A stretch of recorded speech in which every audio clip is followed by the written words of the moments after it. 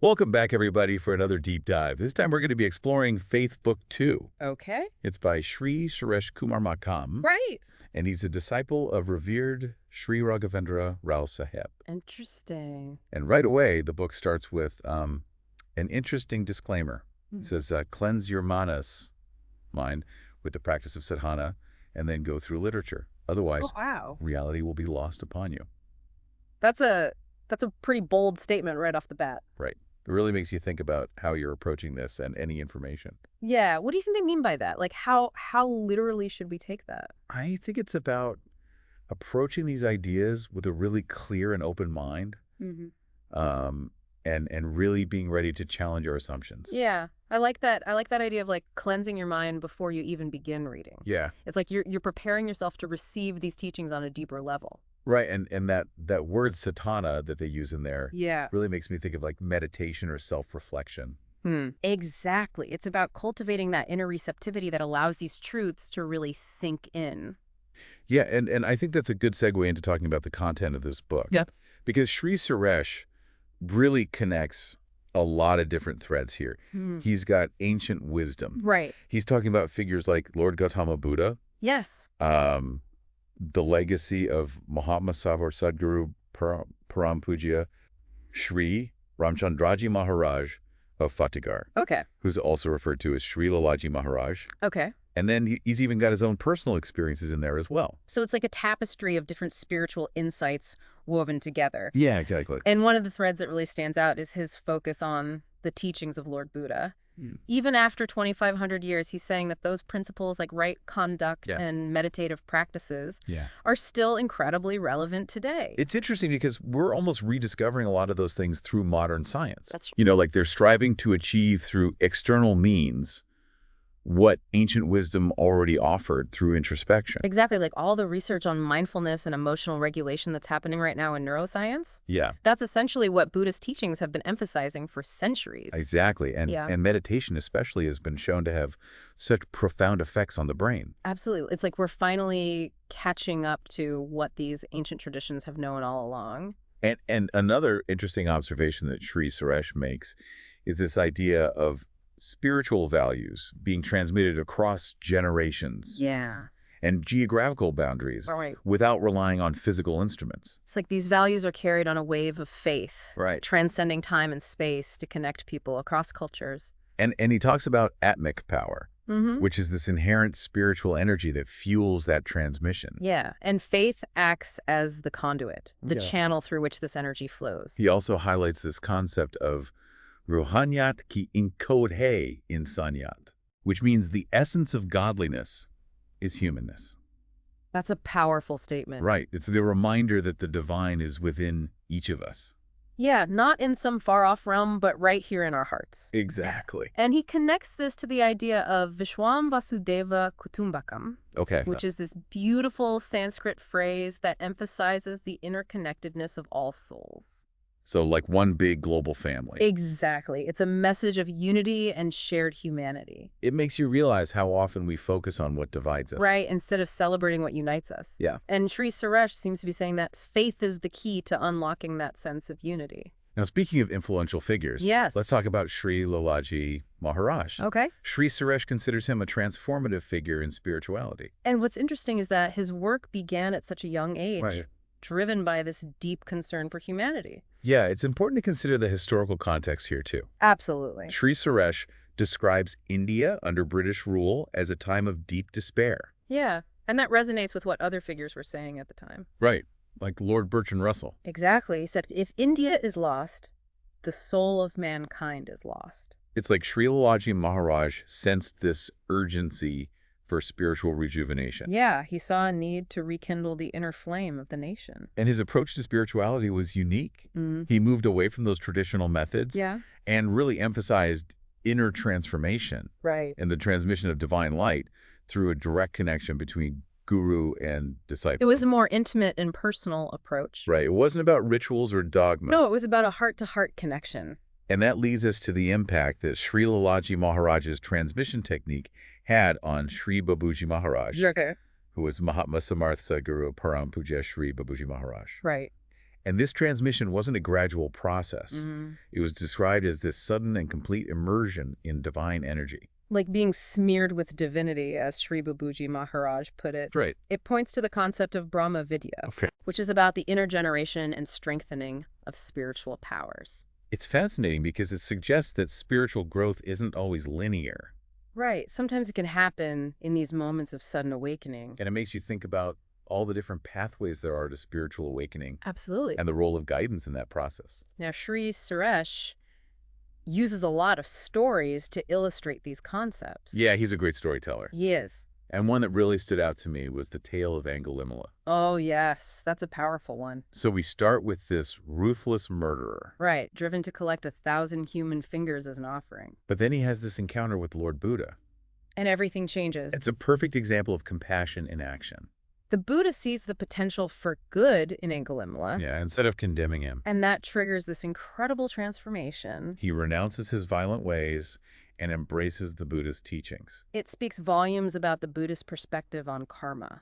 Right. That even the most hardened criminal can find liberation. Through genuine remorse and right action. It's not about erasing the past. No, it's about confronting it. And using those experiences for growth. Angulimala's story really makes you think about the nature of change. Yeah, true transformation isn't about wiping the slate clean. It's about taking responsibility and using our past to fuel our growth. Now, on a similar note, Okay. Shri Suresh shares the story of the robber and the sage Narada. Ah, yes, another classic tale of unexpected awakening. So you have this would-be thief who's about to steal from Narada. Right. But then Narada hits him with these thought-provoking questions. And it forces him to look at himself in a whole new way. Right, he's not preaching or lecturing. No, he's guiding the robber towards self-discovery. And it's all through skillful questioning. It's a beautiful example of how subtle guidance can lead to profound change. And what's interesting is that both Angulimala and the robber highlight the power of faith and guidance. And these unexpected transformations. Like sometimes all it takes is a single encounter or a little nudge in the right direction to set someone on a completely different path. And speaking of inspiring figures, Shri Suresh spends a lot of time describing Lord Rama. A central figure in Hindu mythology. He portrays him as this embodiment of virtue, combining strength and wisdom with compassion. He even goes into detail about his lineage, tracing his ancestry back to the Kishvaku dynasty. He describes him as uniquely pleasant to look at, with lengthy arms and a lion-like gait. Right, and a prosperous appearance. But it's clear that Shri Suresh is emphasizing both his inner and outer qualities. Yeah, he's not just physically imposing. He's also a wise ruler and a deeply spiritual being. And Shri Suresh explicitly links Lord Rama's character to the concept of Rashopadatulihi, which emphasizes the importance of serving humanity.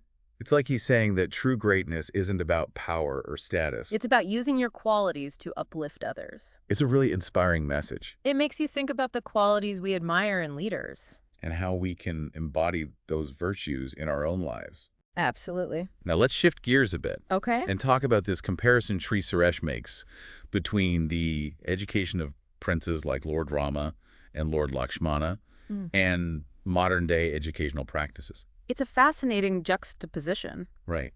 He highlights how demanding their education was. The dedication, the discipline, the sheer amount of time they invested. They were mastering a whole range of skills. Swordsmanship, archery, statecraft, spirituality. Yeah, it was a holistic approach. And remember, this was a 247 immersive experience. Right. They weren't just sitting in classrooms. They were actively engaged in pushing their limits. And when you compare the time they dedicated to education with what we do today, it's staggering. He calculates that they spent 5 times more hours on their education than the average person does today, from preschool to a master's degree. It really makes you think about our priorities. Yeah. Are we sacrificing depth for speed? Are we missing out on true mastery by taking shortcuts? Those are some really important questions to consider. And Shri Suresh's insights challenge us to rethink our approach to learning. To embrace slow, deliberate practice. And to recognize that true mastery takes time. And effort. It's a reminder that true growth rarely comes from quick fixes. It requires dedication and a willingness to embrace the journey. With all its challenges. Now, before we move on to the next part of Shri Suresh's narrative, I want to pause and give you, our listener, a moment to reflect. What has stood out to you so far? Which ideas or stories resonate most deeply? Take a moment to consider how these insights might apply to your own life. And when you're ready, We'll continue exploring this rich tapestry of wisdom together. So picking up where we left off, Shri Suresh continues to use these captivating stories. Yeah. And one that I find particularly striking is the one about Angulimala. Right, the bandit. Who undergoes this complete transformation. Yeah, after meeting the Buddha. It's such a powerful illustration of how people can change even after doing terrible things. Right, you start with him being this ruthless murderer. Driven by this twisted devotion. Right, collecting all those fingers. And then he encounters the Buddha, this figure who just radiates compassion. And that encounter completely shifts something within him. It really highlights how much understanding and compassion can lead to change. Instead of just punishment and judgment. And it really speaks to that Buddhist belief in the inherent Buddha nature. That everyone has that potential.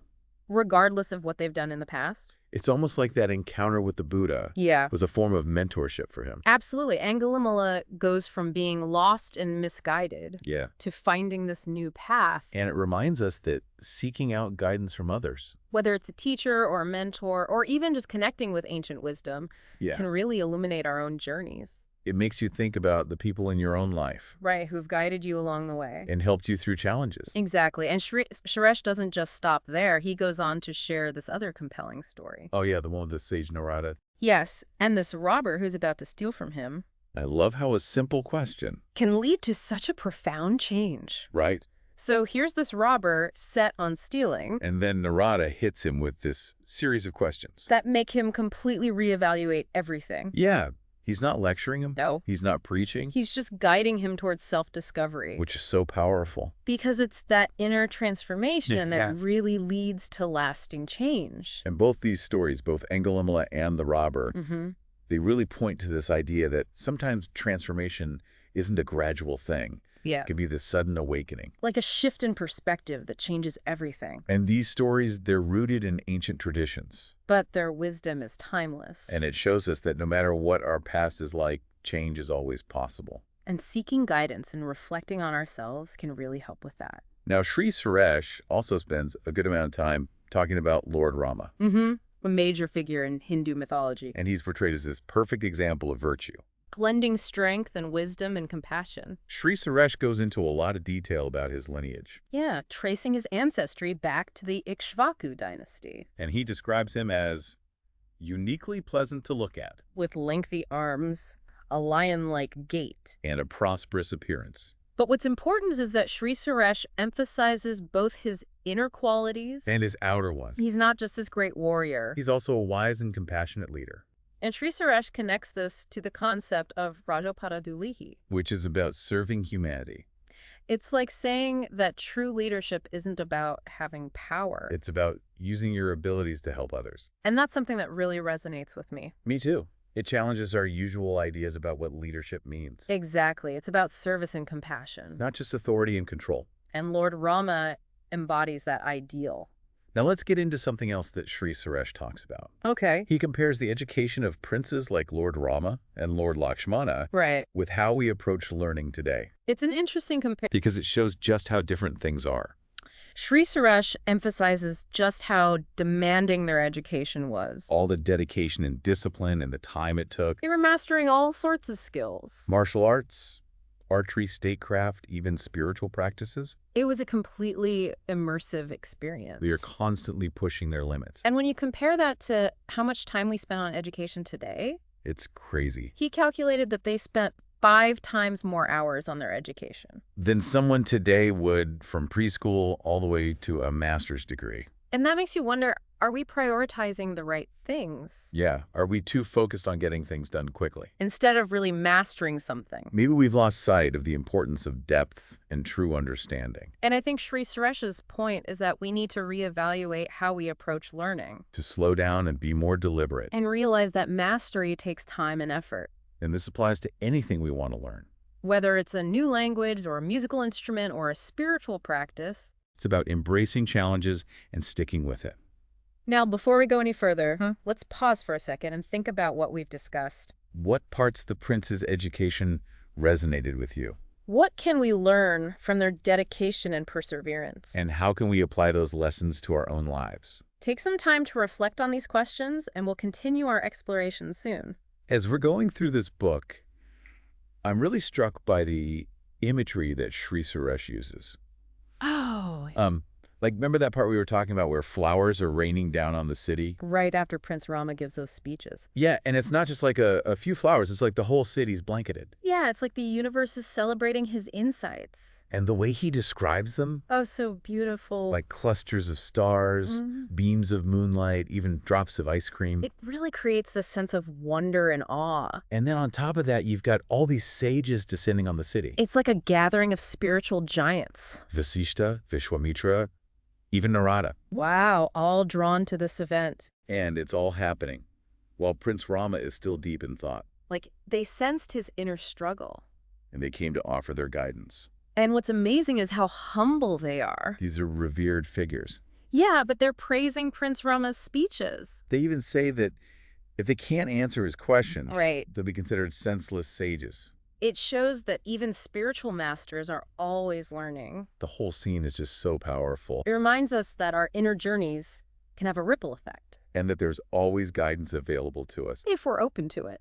Now, I want to circle back to something we talked about earlier. Okay. That comparison between the prince's education and how we learn today. Yeah, it's really thought-provoking. Shri Suresh highlights how much time and dedication they put in. And the discipline. They were mastering so many different skills. Pushing their limits. He said they spent 5 times more hours on their education than someone today would from preschool to a master's degree. It's hard to even imagine that level of commitment. It makes you wonder if we're too focused on speed and efficiency.